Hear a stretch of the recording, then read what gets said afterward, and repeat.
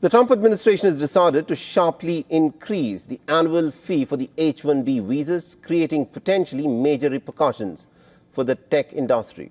Now, Donald Trump signed a proclamation to raise the fee for H1B visas to a staggering $100,000 annually per visa. Now, H1B visas allow companies to sponsor foreign workers with specialized skills such as scientists, engineers, and computer programmers to work in the United States. When asked about its impact on tech companies, the American president claimed that everyone is going to be very happy. Listen in. You're very close to the technology CEOs. Are they concerned about that? I think they're going to be very happy. Everyone's going to be happy. And we're going to be able to keep people in our country that are going to be very productive people. And in many cases, these companies are going to pay a lot of money for that. And they're very happy about it. The tech companies and immigration attorneys are cautioning the H1B visa holders against traveling outside of the United States, with many asking the employees to return immediately to America or to risk getting stranded. Now, according to multiple reports, industry giants such as Microsoft, Amazon, JP Morgan and Cognizant have responded to the announcement by advising employees holding H1B visas to remain in the United States. The industry body Nasscom has cautioned that the fee revision could affect America's innovation ecosystem and also the broader job market. It has also said that this move will impact India's technology services companies as business continuity will be disrupted for onshore projects that may require adjustments. Now, the apex body has also flagged concerns over the 21st of September timeline for the implementation, saying that a one-day deadline creates considerable uncertainty. And according to the latest data, more than 380,000 H1B petitions were approved in the financial year 2023. Of these, nearly 72% were for Indian nationals. And according to a 2025 report by the U.S. Citizenship and Immigration Services, the median wage for the initial employment under the H1B visa program is about $97,000. And this number was slightly higher for the continuing H1B visas, giving an average amount of about $120,000. It means that the new visa fee is more than the median annual salary for a fresh H1B visa holder and more than 80% of the average annual salary of all H1B visa holders. About 85,000 H1B visas are available each year through a lottery system. And amongst the recipients this year, Amazon got more than 10,000 visas, the highest for any tech company. The other big names include Microsoft, Apple and Google. The administration has argued that many H1B workers are paid about $60,000 a year, which is well below what the US tech workers typically earn. Now, the goal, say the officials, is to ensure that foreign workers are truly high-skilled and prevent undercutting US wages. Also notable, in 2024, lottery bids for H1B visas fell by nearly 40% after the US Citizenship and Immigration Services cracked down on abuses, such as submitting multiple applications to increase the chances. I think this definitely is a setback for all H1B holders because it is applicable not only to new applicants, but it's also applicable to those who are already living there, and which means that they have to give 100,000 US dollars every year, which means in the context of India, it translates to about 88 lakh rupees every year. So obviously it is a huge setback. Now, alongside the H1B changes, Donald Trump has also signed an executive order introducing a new gold card visa program. And under this, individuals can pay $1 million to the US Treasury if a business sponsors them. The fee is $2 million. The stated aim is to admit only extraordinary people at the very top who will create businesses and jobs in the United States. All right, now joining us on the broadcast from New York is Mr. Ravi Karkara, who is the founder of IndWest Forum NYC and co-founder Business AI NYC. Thank you very much indeed, Mr. Karkara, for joining us on WION. Now, let me in fact start off by asking you this. Now, this announcement by Donald Trump, what are its implications for the H1B visa holders who are already there in the United States of America?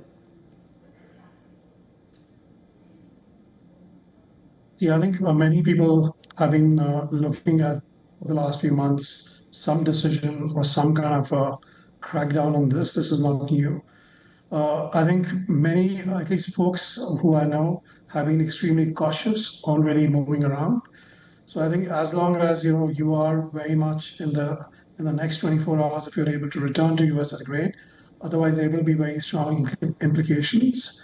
I of course have said in some other interviews that I actually think this could be a blessing in disguise in many cases, because while we have this issue of 100,000, I think the overall immigration policy system and the procedural mechanisms in US need to be completely rehauled, because we are looking at economy which is very different from the service economy that you talked about. In 2025, you're looking at AI powered the way people are working and are being employed.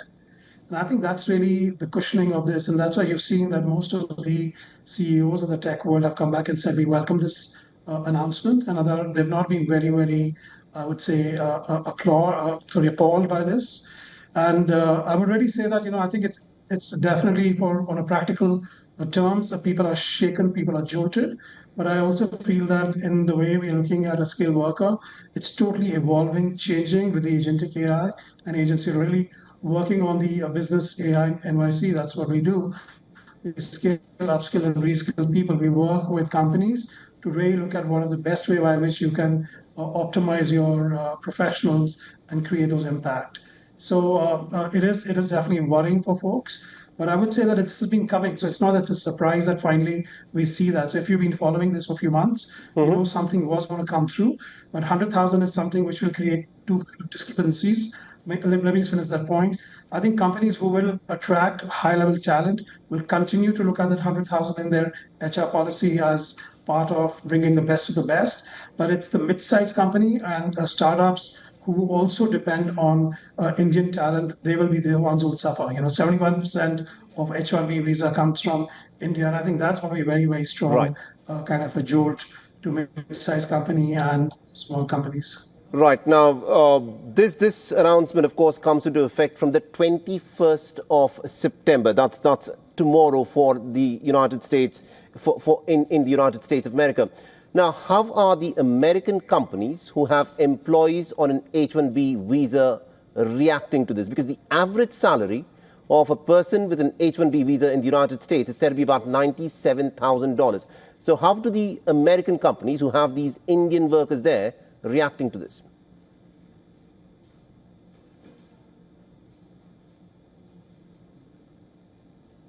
I think, like I said, at least some of the folks that I've spoken to on the last few hours, the HR departments were preparing for this. And I think what will be that anybody coming in new, that's when there has to be a complete rethink. So you will probably people who received an appointment letter, they were on their way to US. I think that's where completely we'll see some numbers coming through very soon. And that is the implication. But in terms of HR systems and policies and folks who knew that's going to come, I'm sure they have, kind of given the FTA, the tariffs and everything, people have definitely budgeted that in. But I know the biggest point will be the small and the medium-sized companies, which will have to probably let go. And that'll be the sad part. It'll be Quick question, Mr. unfortunate, but this is Karkara. how it'll be. And I just hope that this is not. Right. Now, a lot of people want to know this. Who pays this $100,000 fee for the H1B visa? Does it have to be the employee or the employee's employer who will have to pay this $100,000 to the American government? Always the employer. It comes part of the sponsoring, and it is the employer who would pay this, and it's part of the negotiation. Sometimes it's also because of the H1B. You also are looking into, in a longer term, a green card, pipeline. That's another part of the negotiation. But if you especially with the H1B, it is the employer who needs to keep that in. And you will see the big companies will probably retain some folks, but but not everyone will be now coming in after September 21. There will be those numbers coming to us in the next few weeks. All right, we'll have to leave there. Thank you very much indeed for joining us with all those details there. Thank you very much indeed, Mr. Karkara. Thank you.